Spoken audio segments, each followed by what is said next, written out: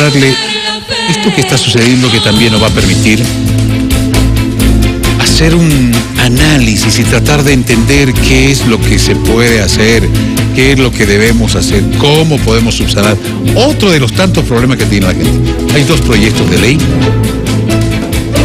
que no han sido aprobados, que no han sido promulgados, en todo caso las leyes están ahí, y vamos a conocer todos los detalles de esta situación jurídica, legal, y por qué no se pueden aprobar. Vamos a tratar de entender y buscar respuestas a esto que necesita la gente. Vamos a ver. Los roces entre el Ejecutivo y la Asamblea Legislativa Plurinacional no cesan, generando el retraso en promulgación de leyes. Denunciamos la negligencia e indolencia con toda la población por parte de la presidenta Yanine Áñez. Una nueva ley para la donación de plasma que fue enviada para la promulgación por la presidenta Yanine Áñez fue enviada a revisión por el Tribunal Constitucional. Que en este texto de ley se está con una serie de contradicciones con la Constitución y las leyes en vigencia. Que la observación que se está haciendo esta ley no impide que se siga con el proceso de donación.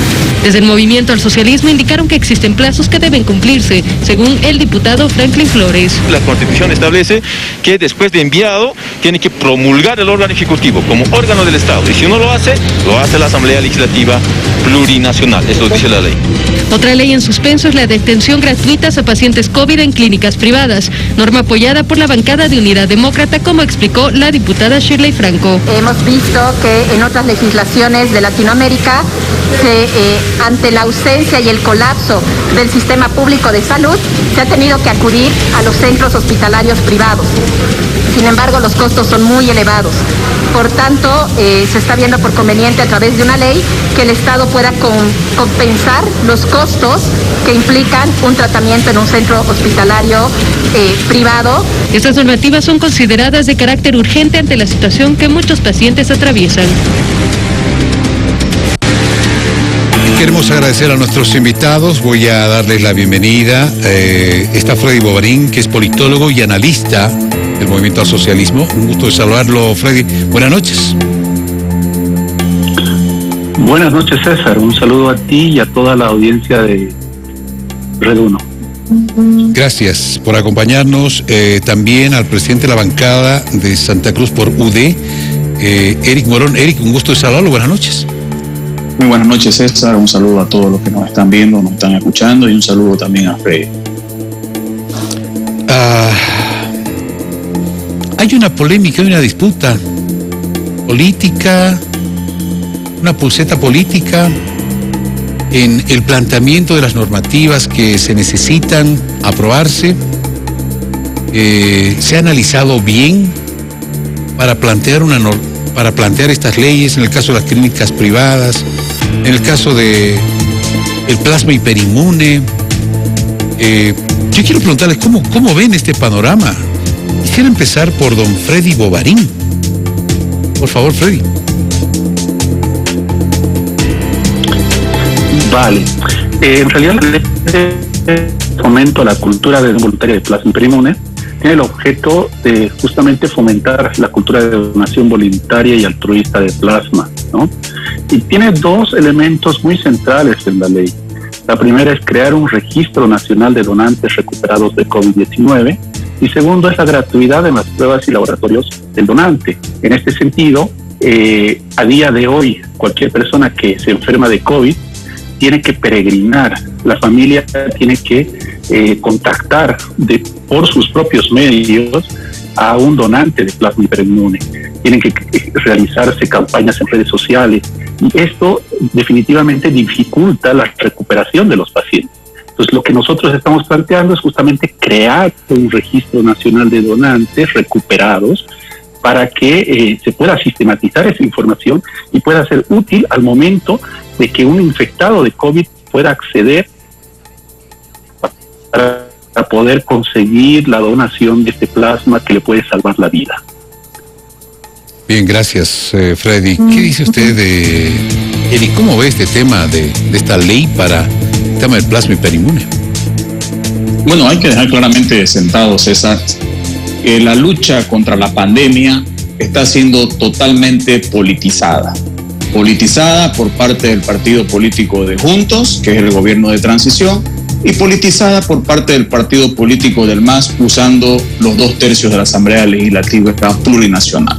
Lamentablemente, todas las leyes que están en cuestiones, el MAS o los 2/3 o la Asamblea Legislativa prácticamente lo está haciendo sin consenso, obviamente, con el Poder Ejecutivo y sin consenso también con los privados, como es el tema de las clínicas privadas. Pero también hay una falencia muy importante que hay que decirla. El Poder Ejecutivo tampoco presenta todos los descargos que solicita la Asamblea para poder viabilizar todas estas leyes. Es más, el Poder Ejecutivo o el gobierno de transición ni siquiera hasta el día de hoy transparenta qué es lo que ha invertido o ha gastado para poder enfrentar el COVID. Más bien, cuando se le pide transparencia o cuando se le pide que digan qué es lo que gastó, más bien se molesta y ellos dicen que uno es el que quiere politizar. Aquí lo que está claramente demostrado es que ni al MAS le interesa la salud ni la vida de los bolivianos y que el Partido de los Demócratas y Juntos ha tenido un actuar totalmente ineficiente y corrupto en el manejo de la emergencia sanitaria. Mientras siga esta disputa y mientras la pandemia se haya politizado entre estos dos bloques del MAS y de Juntos, ¿quiénes van a ser los gran afectados? Nosotros, los ciudadanos bolivianos, que estamos en el punto medio de esta guerra ya prácticamente declarada entre el edificio de la Asamblea Legislativa con el edificio que está al frente, que es el edificio del gobierno de transición. Gracias, Eric, por el punto de vista. Existe una necesidad, sin duda alguna, pero hay que ir al origen de este tema, Freddy. El origen de este tema es la pandemia del COVID. El origen de este tema es buscar algunos mecanismos que puedan ayudar. La gente lo ha visto de esta manera. Los médicos, los profesionales han señalado de que uno de los procedimientos para poder ayudar a recuperar a pacientes graves de COVID-19 es con el plasma hiperinmune. No existe una normativa, y creo que no existe en ninguna parte del mundo una normativa que obligue al ciudadano a que done su sangre, done los órganos. No existe, y al menos en nuestro medio no existe una normativa de esa naturaleza. Según los procedimientos en el contexto internacional, se presume el altruismo de cualquier ser humano de manera voluntaria para poder donar su sangre, donar órganos, etcétera, etcétera. Pero hablando específicamente del plasma hiperinmune, Freddy, eso no pasa en nuestro país. Es más, hoy podemos ver campañas de no solamente de pedir plasma hiperinmune, sino de organizaciones, pequeñas organizaciones que están traficando con la sangre y con el plasma hiperinmune. Así lo han denunciado también algunos parlamentarios, ¿no? Sí, es correcto, César. Mira, lo que está haciendo el MAS es plantear soluciones. Lo que estamos haciendo en muchos casos es simplemente emular el buen ejemplo de otros países, casos exitosos. Y creo que, como tú dices, efectivamente lo que necesitamos es ser propositivos y poder generar respuestas claras al pueblo boliviano. En el caso del plasma hiperinmune, lo que nosotros estamos haciendo justamente es crear una base de datos para que se pueda sistematizar y se pueda organizar un registro al cual puedan acceder todos los enfermos de COVID, a fin de que podamos nosotros un poco también a través de incentivos públicos privados promover la donación altruista de plasma. Ahora, en el caso de la ley para garantizar la atención y tratamiento de COVID-19 en el sector privado de salud, que es una ley que solo durará durante la emergencia sanitaria. De la misma manera, tiene dos elementos. El primero es dar la atención gratuita de pacientes COVID-19 en el sistema privado de salud. Y el segundo es que el Estado pagará el diagnóstico, la atención y el tratamiento, incluida la terapia intensiva. El diputado Franklin Flores, valientemente, ha planteado un juicio por el delito de homicidio culposo en contra de la señora Yanine Áñez. Porque mientras ellas, miles de bolivianos están muriendo en las calles, en las puertas de los hospitales o en sus domicilios particulares. Ante este abandono y negligencia por parte del Estado, por supuesto que corresponde un juicio por la muerte ocasionada justamente por la inacción del gobierno. O sea, acá hay un tema de fondo. El gobierno no quiere promulgar la ley porque no quieren regular los precios. Hay clínicas que están cobrando hasta $10,000 por la atención de pacientes con COVID-19. Es decir, hay gente que está lucrando con la necesidad de un pueblo. Entonces, hay una clara parcialización y favorecimiento al sector privado, esmero de los intereses de los bolivianos. Y esto es justamente lo que nosotros estamos denunciando, porque creemos que estas dos leyes van a coadyuvar a resolver parte de los problemas estructurales que en este momento está viviendo el país. Gracias, Freddy. ¿Qué dice don Eric Morón a propósito de este tema sobre las clínicas particulares? Bueno, el tema de fondo y que hay que tener el contexto real es que tanto el sistema público como el sistema privado está totalmente colapsado. Es decir, por más que deriven los pacientes en estos momentos, hoy en día, a esta hora, del público al privado, ya no hay espacio, ni siquiera en el privado. El lindo hubiera sido de que esta pandemia sanitaria o de que este tipo de leyes se hayan hecho en el inicio de la emergencia sanitaria y no ya prácticamente cuando estamos en un punto, ya ni en emergencia, sino en pandemia sanitaria en este caso. Eso por un lado. Por el otro lado, todas leyes deben ser consensuadas y aprobadas por el Poder Ejecutivo y consensuadas con las contrapartes, en este caso con las clínicas privadas. No se puede hacer simplemente una ley sin consenso con ninguna de las partes. Además, no se han derivado ni a las comisiones específicas de los diferentes ministerios para que puedan dar su punto de vista. Sin duda alguna, ninguno queremos bolivianos muertos, pero es contraproducente el discurso que hacen, porque por un lado estamos de acuerdo en que hay que cuidar la salud y la vida de los bolivianos, pero por otro lado hay una movilización donde sacan a la gente a las calles. Entonces, al final, ¿cuál es el principio? ¿El principio es la salud y la vida de los bolivianos?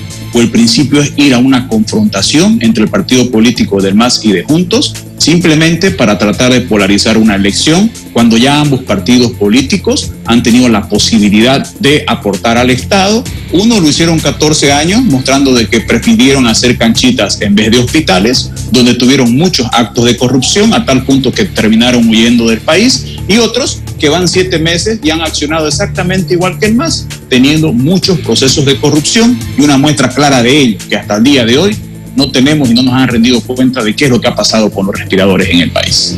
Pero, Eric, a ver, pero busquemos una solución, ¿verdad?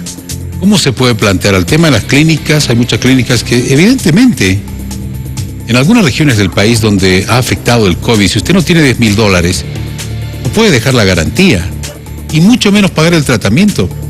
¿Cuánto le cuesta a un paciente enfermarse de COVID en una clínica particular? No en todas. ¿100,000? ¿150,000? ¿200,000 bolivianos? ¿Quién tiene 200,000 bolivianos en el bolsillo para pagar un tratamiento?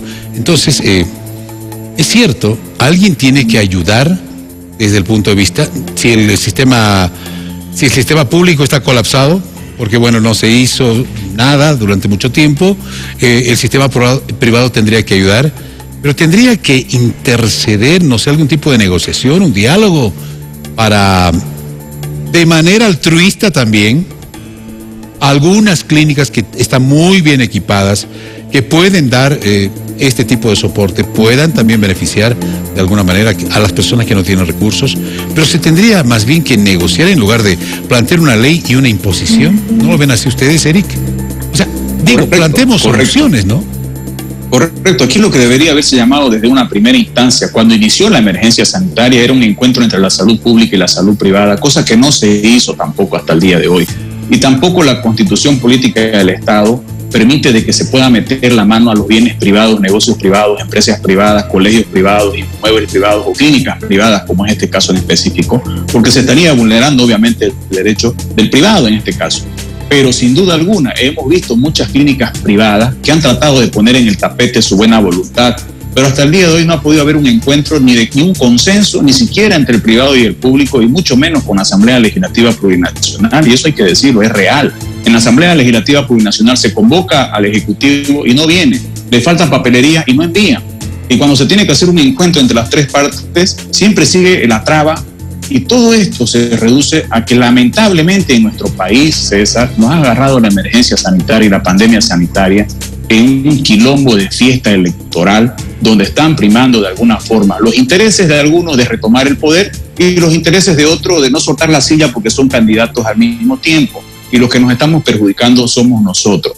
Pero esto tampoco se le puede abrir la puerta, César, a que nuestro país el día de mañana se transforme en una Venezuela donde el Estado, sea quien sea el color que gobierne el país, tenga que decidir qué pasa con los bienes privados. Se abre la puerta para Venezuela, para transformar de Bolivia una Venezuela donde prácticamente ya los privados no van a tener derecho a su privacidad ni a su negocio comercial. Por eso es que es muy peligroso el poder invadir las cosas de los privados, en este caso el negocio de los privados, los colegios, clínicas, lo que se quiera llamar, si es que no hubo una mesa de consenso.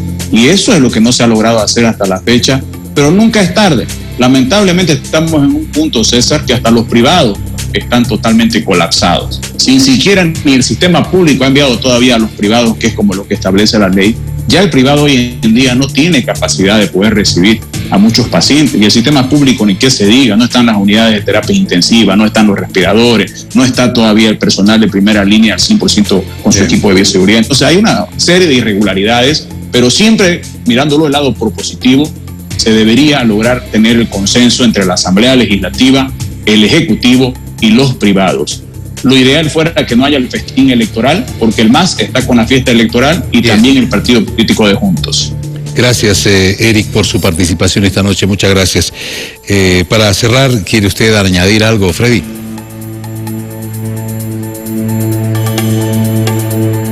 Sí, a mí me gustaría pedirle a la presidenta Yanine Áñez que se ponga la mano al pecho y que se vaya, porque el país está sumido en un profundo caos, en un desgobierno. Hay una crisis multidimensional agravada por la incapacidad para gestionar la pública. Entonces, si le queda un ápice de conciencia y de la fe que dice profesar, esta señora tiene que irse junto a todo su gabinete. Muchas gracias, César. Gracias, don Freddy Bogarín, politólogo, analista del Movimiento al Socialismo. Gracias al diputado Eric Morón, presidente de la bancada de Santa Cruz por UD, por la gentileza de conversar con nosotros. Ha sido un gusto. Muchas gracias. Buenas noches. Muchísimas gracias. Buenas noches.